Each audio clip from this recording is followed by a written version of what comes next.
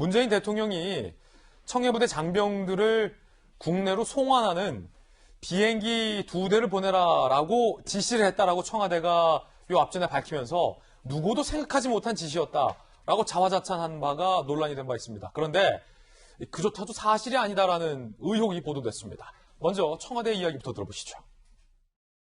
참모회의에서 바로 정말 누구도 생각하지 못했던 지금 우리가 비행기 2대를 보내서 다 후송을 했지 않습니까? 그래서 그 공중급유 수송기를 급파하라라고 지시를 하셨고 정말 그만큼 대통령은 마음이 타시고 간절하셨기 때문에 그런 신속한 조치를 명령하시고 지시하신 것이 아닌가.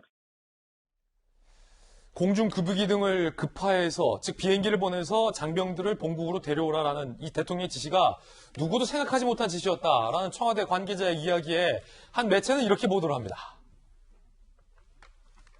그거 누구나 생각하는 거였다라는 거죠. 합참의 코로나 관련 대비 지침인 우발 계획에 이미 확진 환자가 다수일 때 전세기, 군소순기, 공중급유기 등을 이용해 귀국 조치를 해야 한다라고 계획이 돼 있다.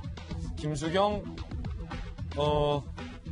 교수님, 그러니까 이 보도에 따르면 그 수송기 등을 보내라는 건 누구도 생각하지 못한 지시가 될래야 될 수가 없다라는 보도인데 이거를 누구도 생각하지 못한 지시다라고 청와대 박소연 수석은 주장을 하니 누구 말이 맞는 겁니까?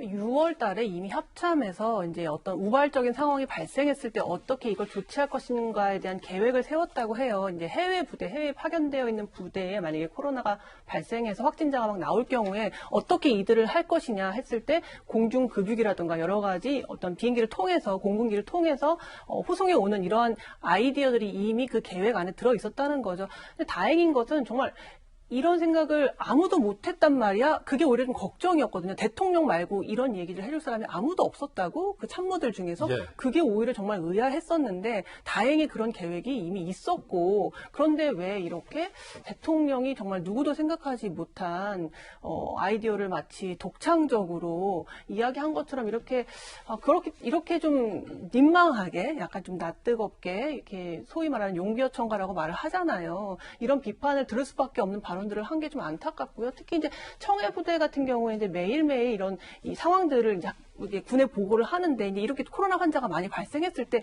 이 보고가 분명히 갔을 거란 말이죠. 그러니까 청해부대에서 제대로 보고 안 했는지, 보고를 했는데 국방부에서 만약에 묵혔는지, 국방부도 제대로 보고를 했는데 뭐 그 더 윗선에서 이 사실을 묵혔는지, 도대체 어느 이 보고 라인에서 제대로 사실이 전달이 안 돼서 이렇게 큰 참사가 일어났는지를 좀 더 면밀하게 조사해야 될 필요가 있다고 생각이 듭니다. 그런가 하면 군이 국회에 보고하는 문서에서 빛나는 외교력으로 이 수송작전을 성공적으로 했다라고 자화자찬한 표현도 뒷말을 놨습니다.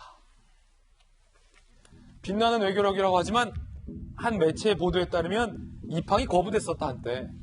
국방부는 청해부대 복귀 작전에 대해서 우리 군사 외교력이 빛을 발휘한 사례다라고 자화자찬했지만 이 보도에 따르면 아프리카 현지국에서 감염 가능성 이유로 입항조차 거부당했던 적이 있었다.